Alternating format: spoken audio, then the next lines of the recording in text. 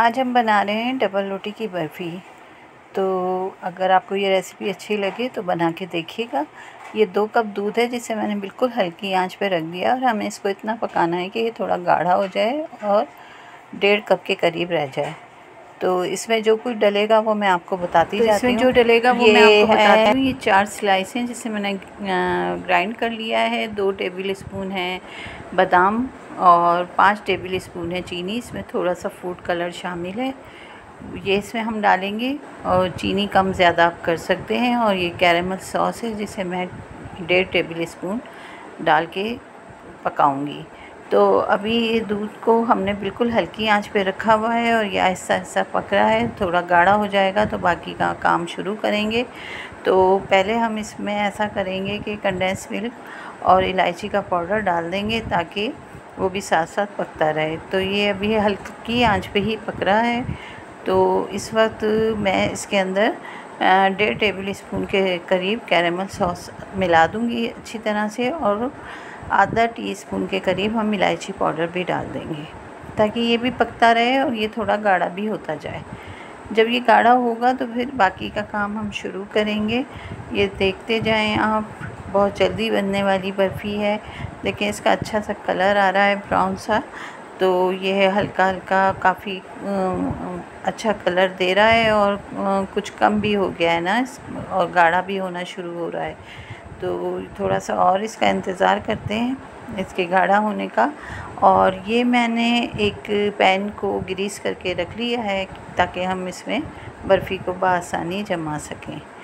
तो अभी आप थोड़ा सा इसके लिए हमें वेट करना पड़ेगा क्योंकि आँच को हमने तेज़ नहीं करना। अब ये थोड़ा हद तक, काफ़ी हद तक, बल्कि थोड़ी हद तक नहीं, काफ़ी हद तक गाढ़ा हुआ है। तो अब हम इसमें ब्रेड को डाल देंगे और ऐसा ऐसा इसको मिक्स करेंगे। आँच अभी भी हमने हल्की ही रखनी है। ये देखिए इस तरह से ये अच्छी तरह मिक्स हो जाएगा तो फिर हम इसमें चीनी को डालेंगे। और थोड़ी चीनी मैं बचा लूँगी, अगर मुझे लगेगा कि मीठा कम है तो हम बाकी की चीनी को भी डाल देंगे। अब इसको आप अच्छी तरह से मिक्स कर लीजिए चीनी को, ताकि ये इसके अंदर मुकम्मल तौर पे हल हो जाए। और फिर हम इसके अंदर बाकी का काम शुरू करते हैं। तो ये चीनी जो मैंने बचाई थी वो भी इसमें डाल दिए और अभी हम इसको हल्की आंच पे भून रहे हैं, बल्कि चीनी का जो पानी है वो खुश्क कर रहे हैं। फिर हम इसके अंदर 1 टेबल स्पून के करीब असली घी डालेंगे क्योंकि बर्फ़ी का मज़ा उसके बगैर आएगा नहीं। तो वो लाजमी है, अगर आपके पास नहीं तो कोई बात नहीं है, आप दूसरा घी डाल सकते हैं। तो ये 1 टेबल स्पून मैंने घी इसमें डाला है और इसको भी हम अच्छी तरह मिक्स करेंगे। फिर ये आप देखिएगा कि ये कितनी मज़ेदार सी बर्फ़ी बनेगी। ये देखें अब इसने बर्तन को भी छोड़ दिया है और ये सिमट सा गया है हमेशा। और बस इसको फिर हम अब थोड़ी देर में जमा लेंगे। ये देख रहे हैं आप कितनी अच्छी तरह से जमने के लिए तैयार हो चुका है। बस अभी मैं इसको निकालती हूँ और इसको सेट करती हूँ पैन में।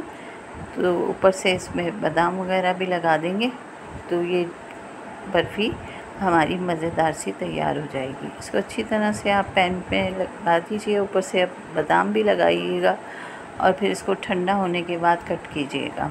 थोड़ा सा सब्र से रखिएगा, इसको जल्दी से नहीं काट लीजिएगा। तो ये जब ठंडी हो जाएगी तो फिर मैं आपको इसके पीस भी बताऊंगी कटे हुए। और ये बहुत ही मज़े की बनी थी, काफ़ी अच्छी रेसिपी है। तो अगर अच्छी लगे तो ज़रूर बनाइएगा और बताइएगा और दुआओं में रखिएगा याद। इंशाल्लाह फिर मिलते हैं। अल्लाह हाफ़िज़।